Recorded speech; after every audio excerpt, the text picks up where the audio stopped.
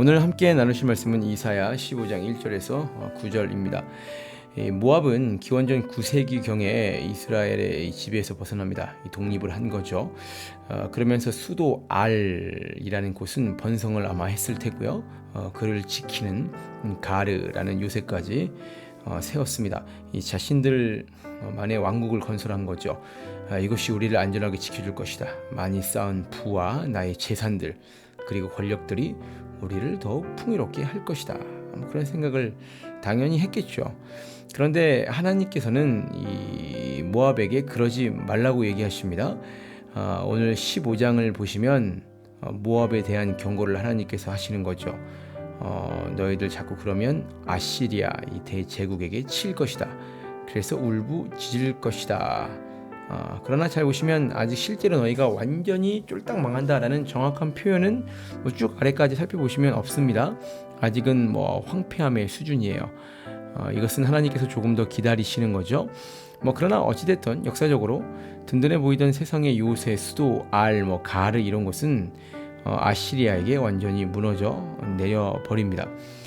여러분은 여러분이 무엇을 이루어야, 무엇을 가져야 가장 안전해질 거라고 생각하십니까? 편입시험에 합격하면 안전할 것이다. 좋은 직장에 취직하면 그래서 요즘 공무원이 계속해서 는다고 하죠.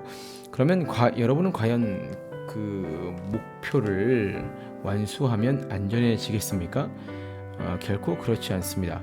우리가 이루어 놓은 것들은 아무리 높은 상아탑이라 할지라도 모래 위에 쌓은 성과 같죠. 사실 여러분이 다 알고 있는 얘기예요.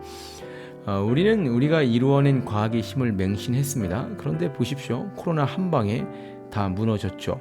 이 사람이 해놓은 것은 그게 무엇이든 하나님께서 지켜주시지 않으면 또는 하나님께서 치려고 작정하신다면 언제고 무너져 내린다는 것을 반드시 명심하시기 바랍니다. 나중에 큰 코 다치지 마시고요. 5절 6절을 보시면 그러한 심판을 이사야가 슬퍼하며 부르짖는다라고 기록하고 있는데요.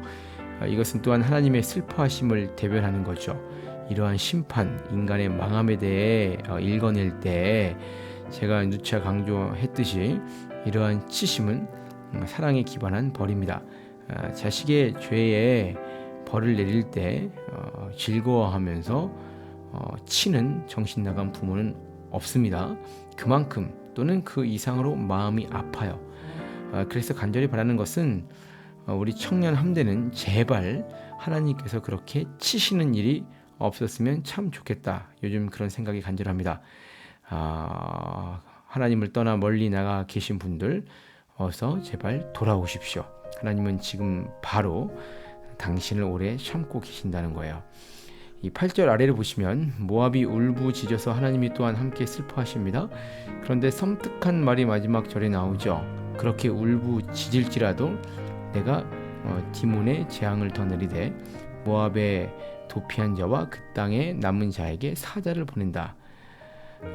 그럼에도 아직까지는 보내긴 보냈는데 재앙을 더 내린다라고 얘기는 하시지만 아직은 남은 자가 있는 거예요. 아직은 아시리아를 도구로 사용하여 치시지만 아직은 완전한 진멸은 아니에요. 15장에서는 아직 회개하고 돌아올 수 있는 시간이 있는 거죠. 하나님께서 허용하신 기간이에요. 그런데 결국 이들은 회개하지 않습니다. 그래서 16장에 가면 모압은 교만하다.